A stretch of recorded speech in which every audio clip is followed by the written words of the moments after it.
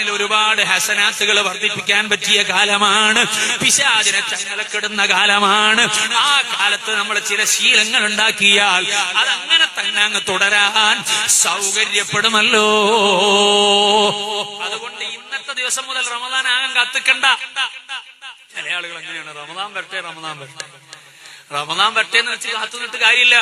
ചിലപ്പോ നമുക്ക് റമദാൻ എത്തിക്കൊള്ളണം എന്നില്ല, ചിലപ്പോൾ നമ്മൾ റമദാനിൽ എത്തിക്കൊള്ളണമെന്നില്ല. സുബ്ഹാനല്ലാഹ്, ഞാൻ ആ മുഖത്തിൽ ദുആ ചെയ്തില്ലേ ഹാഫിദ് മസൂദ് സഖാഫിക്ക് വേണ്ടി സിറാജുൽ ഹുദയുടെ കീഴിൽ പാറക്കടവിൽ റമദാൻ പ്രഭാഷണത്തിന്, ഖുർആൻ പ്രഭാഷണത്തിന് അതേ മസൂദ് സഖാഫിയെ ബുക്ക് ചെയ്ത് ഡേറ്റ് ഏൽപ്പിച്ചതാണ്. റമദാനിൽ സന്തോഷത്തോടെ അദ്ദേഹത്തിന്റെ ഖുർആൻ പ്രഭാഷണം കേൾക്കണമെന്ന് വിചാരിച്ചിട്ട്. പക്ഷേ ആ പണ്ഡിതൻ റമദാനെത്താൻ കാത്തു നിന്നോ? ഇല്ല. ഇന്ന് കർണാടകയിൽ വഅദ് പറയേണ്ടതാണ്. പക്ഷേ ആ വഅദിന്റെ മജ്ലിസിലേക്ക് വന്നോ? ഇല്ല.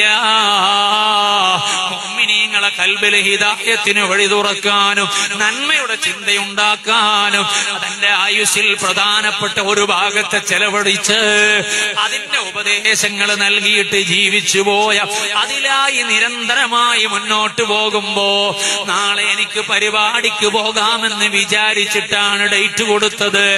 ഈ റമദാനിൽ ഖുർആൻ പ്രഭാഷണം നടത്താമെന്ന ധാരണയിലാണ് ഡേറ്റ് കൊടുത്തത്. പക്ഷേ റബ്ബിന്റെ തീരുമാനം വന്നാൽ ഒരു നിവൃത്തിയുമില്ലല്ലോ. വലൻ യുഅഖിറല്ലാഹു നഫ്സൻ ഇദാ ജാഅ അജലുഹാ.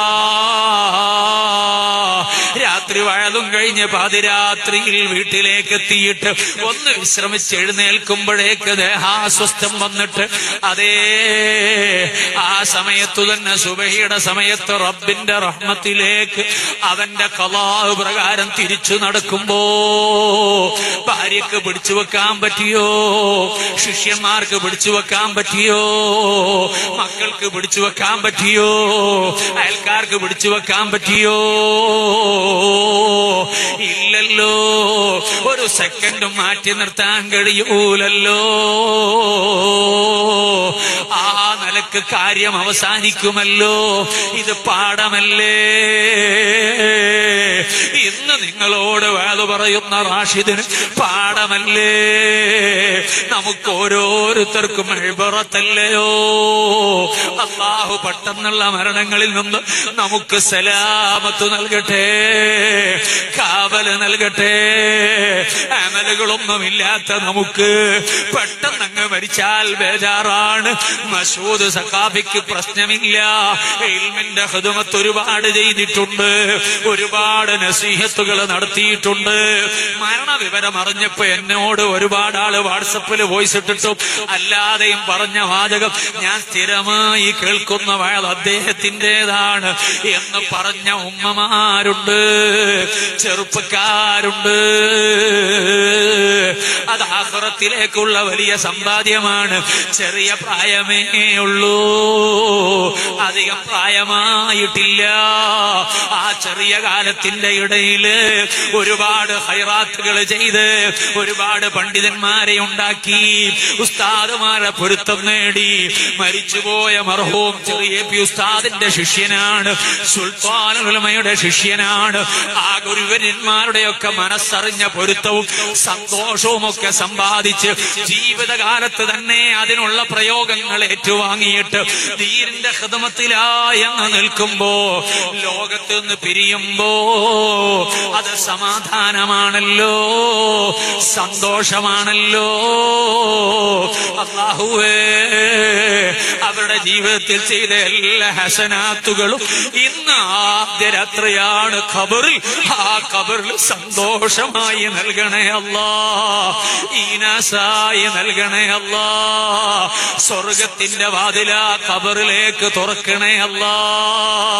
4 ദിവസം മുമ്പ് കാസർഗോഡ് വഅദ് പറയാൻ വരുമ്പോ അതേ ട്രെയിനിൽ അദ്ദേഹം ഉണ്ടായിരുന്നു, ഞാനും അദ്ദേഹവും അദ്ദേഹവും നേരിട്ട് സംസാരിച്ചിരുന്നു. പുഞ്ചിരിക്കുന്ന മുഖവുമായി ദുആ വസിയത്തോടെ മുസാഫഹത്തും ചെയ്ത് പിരിഞ്ഞതാ. ആ പിരിച്ചിൽ അവസാനത്തെ പിരിച്ചിലാകുമെന്ന് നമ്മൾ വിചാരിച്ചിട്ടില്ല, നമ്മൾ ധരിച്ചിട്ടില്ല, നമ്മൾ കണക്ക് കൂട്ടിയിട്ടില്ല. പക്ഷേ വഫൗക തഖ്ദീരിനാ ലില്ലാഹി തഖ്ദീറു,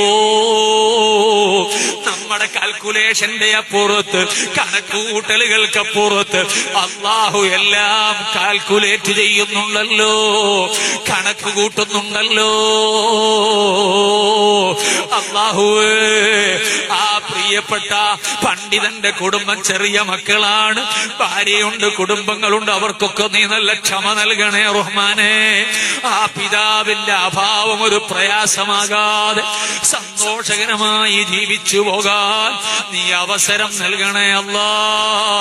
ഞങ്ങൾക്കും നീ നല്ല ഒരു സമയവും നല്ലതുമായും ബന്ധപ്പെടുന്നതിനോട് ചേർന്നുകൊണ്ട് നല്ല റാഹത്തിലെ ഹക്കടപാടുകൾ മുഴുവനും പൂർത്തിയാക്കി വസിയ്യത്തുകളും ചെയ്ത് എല്ലാ നിലക്കും നസൂഹായ തൗബയും ചെയ്ത് നിന്നിലേക്ക് തിരിച്ചു വരാനുള്ള ഭാഗ്യം നൽകണേ അല്ലാ.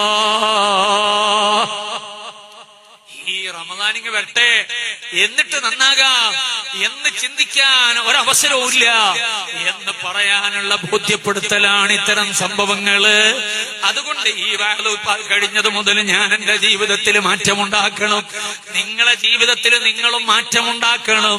എന്നിട്ട് നമ്മുടെ ജീവിതത്തിൽ നാളത്തെ പകല് മുതല് നമുക്കൊരു ചേഞ്ച് കൊണ്ടുവന്നാൽ ഇന്ന് രാത്രി തന്നെ നമുക്കൊന്ന് എഴുന്നേറ്റ് തഹജ്ജുദ് നിസ്കരിക്കൽ പതിവാക്കി തുടങ്ങാൻ തീരുമാനിച്ചാൽ ഇന്ന് നാളത്തെ പകല് മുതൽ എല്ലാ റവാത്തിബ് നിസ്കാരവും ഞാൻ കൃത്യമായി നിർവഹിക്കുമെന്ന് തീരുമാനിച്ചു തുടങ്ങിയാൽ 5 നേരത്തെ നിസ്കാരം വലിയ ബഹുമാനമുള്ളതാണ്.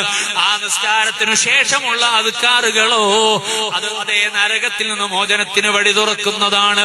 നമ്മുടെ ഹസനാത്തിന്റെ തുലാസിന് കട്ടികൂടാനുള്ള വകുപ്പുള്ളതാണ്. മുത്തുനബിയുടെ ഹദീസുകൾ അതിന്റെ ഫളായിലുകൾ പറഞ്ഞിട്ട് ഒരുപാടുണ്ട്. ഞാൻ അതിലേക്ക് ദീർഘമായി പോകുന്നില്ല. ആ നിസ്കാരത്തിന് ശേഷമുള്ള അദ്കാറുകൾ ഒന്ന് കൃത്യമായി ചെല്ലാനുള്ള പ്രതിജ്ഞ നമുക്ക് എടുക്കണം. തിരക്ക് കൂട്ടി എവിടേക്കും പോകണ്ട, തിരക്കെല്ലാം അവസാനിക്കുന്ന സമയം വരും എന്ന തോന്നലില് ആ നിസ്കാരത്തിൽ ഇരുന്ന ഇരിപ്പിൽ തന്നെ പറ്റുമോ?